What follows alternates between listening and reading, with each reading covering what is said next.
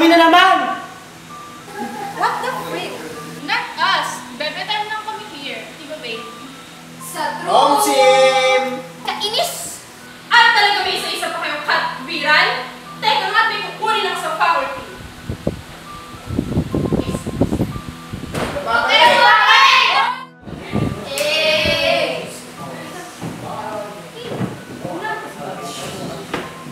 Hoy, Hana. May sarili ka na ng mundo. Ganyan talaga, baka naman.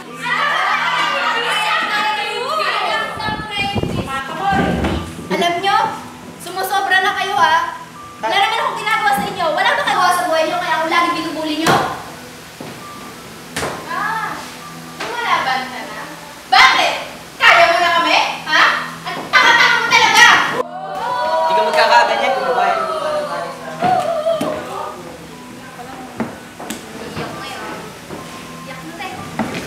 Alam nyo, sumusobra na kayo Makamatay ka na! Anak ka ng rapist! Bunga ng kasalanan!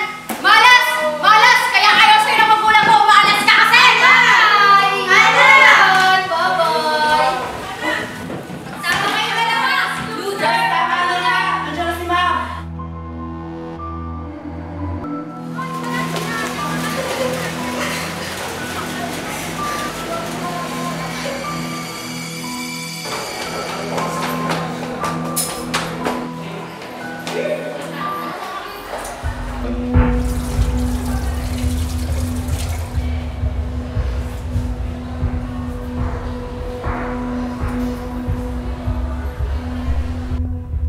Hindi ko naman ginusto na maging anak ng isang rapist at maging bunga ng kasalanan. Sumusobra na talaga ang mga bully na yan. Grabe na ang ginagawa nila.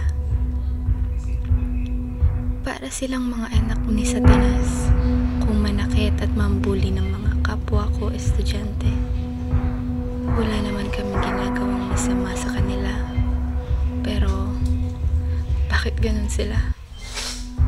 Hindi pa nila naiisip kung anong magiging resulta ng pambubuli nila. Hindi ko na talaga alam ang gagawin. Ayan na.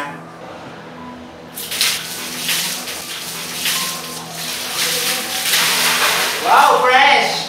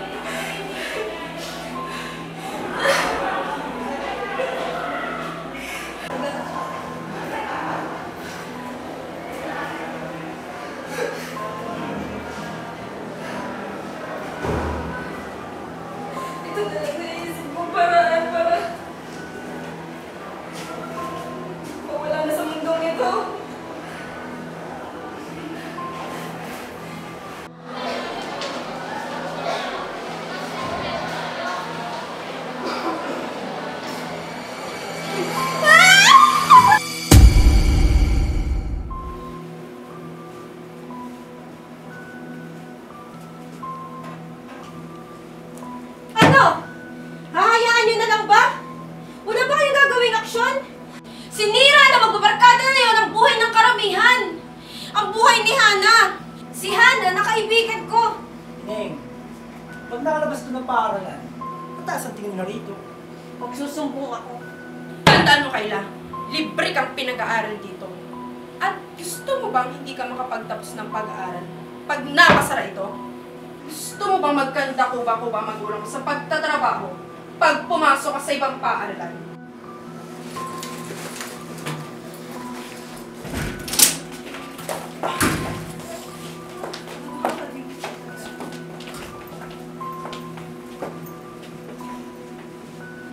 Nabalitaan niyo naman siguro lahat. Nagpatiwaka lang ang klase niyo. Si Hana. At kayo ang naging dahilan dahil sa masasaktan salitang binigay niyo. Kaya nag-udyok ito parang pangutay siya. Bakit kami? Kasalanan ba namin na mahina ang loob niya? Pero marami nakakita at nakasaksi kung paano niyo siya pagkaisa. Anak naman talaga siya ng rapist. Anong kasinungalingan doon? Bakit niyo ba kami pinatawag dito? Hindi maaaring makalabas ang insidente ko. Iisipin nila na mababa ng pangalan na to. Pag nakalabas ba to, madadamay kami. Oo. At may chance na mahatulan kayo ng harassment at assault dahil maraming witnesses ang nakakita sa ginawa. This can't be! Anong plano? Isang linggo kayong nakalaking dito. Para masigurado lang na walang makakalabas dito. Mas gugustuhin ko pang makulong dito, no? Kaysa sa kulungan. Payag kami! Wala namang pag-uusapan. Malinaw na ang lahat. Sana ito na ang huling insidente na dulot ng pangbubuli nyo. Ang hirap pagandahin ng pangalan ng paaralan ito. Ang usapan ay usapan. Pare-parehas tayo mananagot pag may sumira sa usapan. Dito kayo matutulog sa school simula ngayon. Ihiwalay namin kayo ng building at section. Yan lang ang paraan para hindi kayo masisi. Grabe, ang dami nangyari sa class of English. Kaya ko talaga gusto ko mag-admit. Naisip ko rin yan eh. What if tumakas kaya tayo? Tara. Gumaling.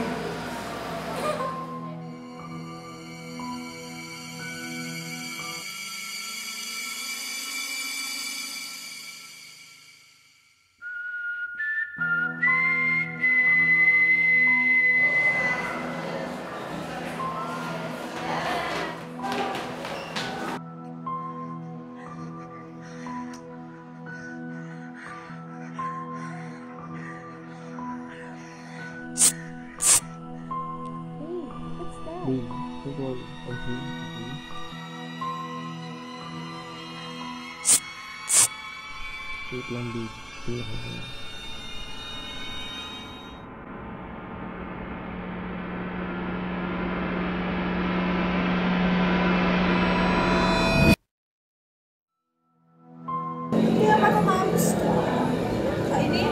Hindi ko din alam. Buring na nga ako. Gusto ko na lumabas. Teka, napansin niyo ba ang blackboard? Oo nga, kanina ko sila hinahanap eh. Pagkagising ko, wala sila sa mga dalawa. What if tinutuan nila yung pangkal kahapon? Alin? Yung tana? OMG! Ayoko pa maging ninang! Di maaari to! Ang inamuri ka, OA mo. Ay nako, andyan na yung sa tabi-tabi parang hindi kayo nasanay sa dalawa. Wait guys, napansin ko to ah. Parang kay Hana to. Ha? Kay Hana? Di ba patay na yon? Tsaka yung crazy. Kay Nathan yan. Kita ko pinagamit na kanina. Right, Nathan? Oo. Akin to. Ano ka ba, Rika? Tinatakot mo naman kami. Paano kung magparamdam natin si Hana at multuhin niya tayo? Joke! Kesa di ka na nakakatawa. Nakakainis ka na. Pumasok na nga tayo. Tara! Una na kayo guys. Magpapahangin lang ako dito sa Sige, bye-bye! Bye-bye.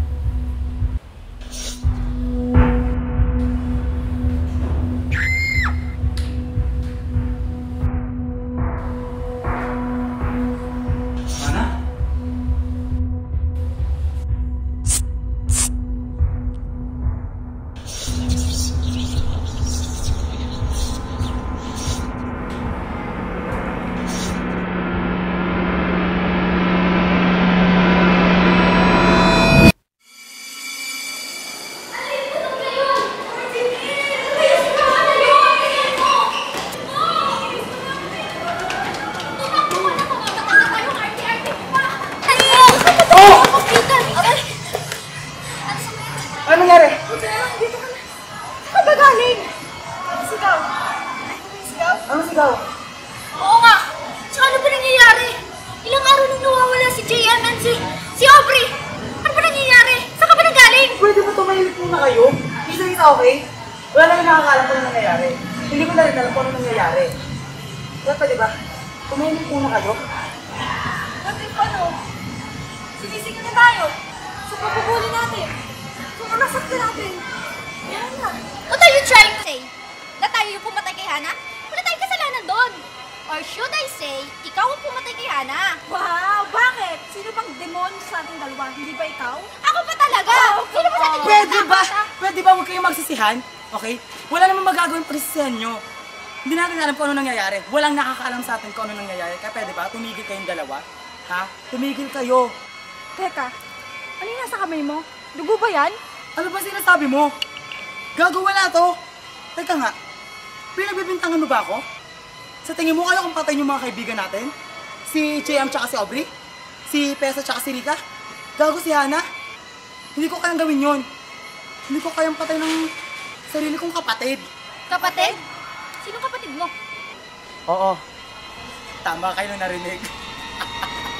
Kapatid ko si Hana. Tsaka, ako nga. Ako nga pumatay sa kanila.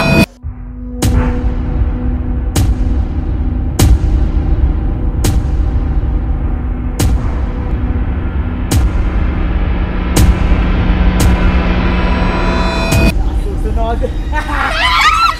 Janelle! Nika!